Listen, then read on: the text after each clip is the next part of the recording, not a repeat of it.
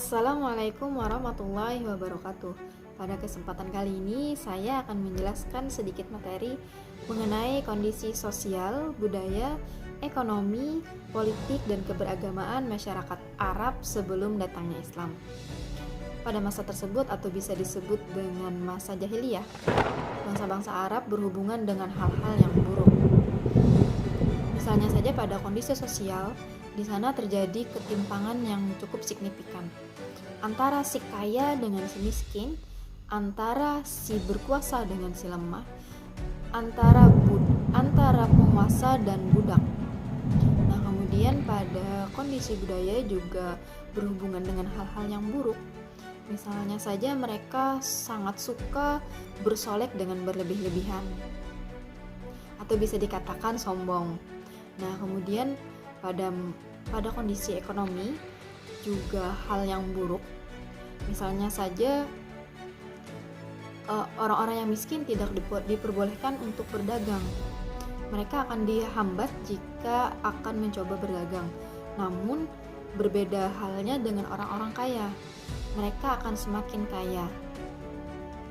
Nah, selanjutnya pada kondisi politik pada masa tersebut, pada masa jahiliyah, sangat mempengaruhi kondisi-kondisi yang sebelumnya saya jelaskan, yaitu sosial, budaya, dan ekonomi.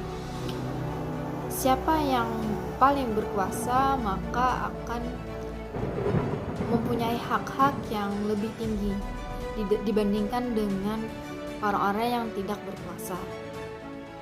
Nah, kemudian yang akan saya jelaskan yang lebih jelas lagi, yaitu mengenai keberagamaan masyarakat Arab pada masa jahiliyah atau sebelum masa datangnya Islam.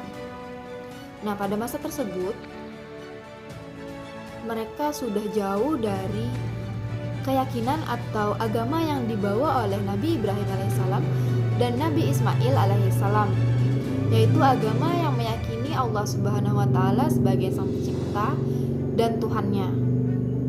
Mereka terlalu mencampur baurkan agama yang meyakini Tuhan dan agama yang berhubungan dengan tahayul.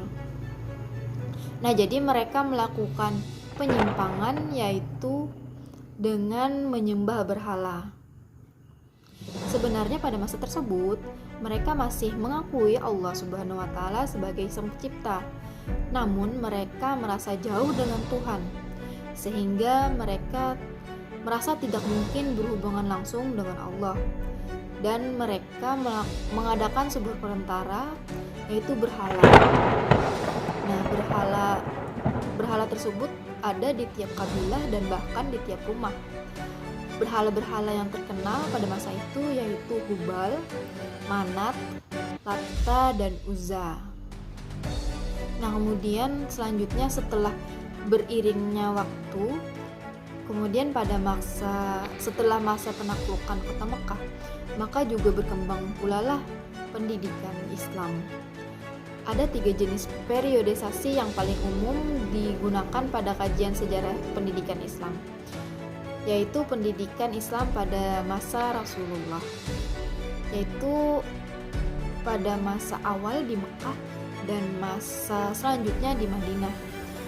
Tahap dakwah beliau itu yang pertama dilakukan sembunyi-sembunyi kepada kerabat-kerabat beliau, kemudian terang-terangan kepada masyarakat Arab, dan selanjutnya seruan secara umum, secara universal. Nah, kemudian selanjutnya pendidikan Islam pada masa Khulafaur Rasyidin, dan yang ketiga itu pendidikan Islam pada masa dinasti Umayyah, selanjutnya pada dinasti Abbasiyah, dan pendidikan Islam pada 3 kerajaan besar Islam, yaitu kerajaan Turki Utsmani, kerajaan Safawi di Persia, kerajaan Mughal di India. Nah, kemudian pendidikan Islam pada masa penjajahan Barat, dan yang terakhir pendidikan Islam pada masa negara bangsa dan seterusnya.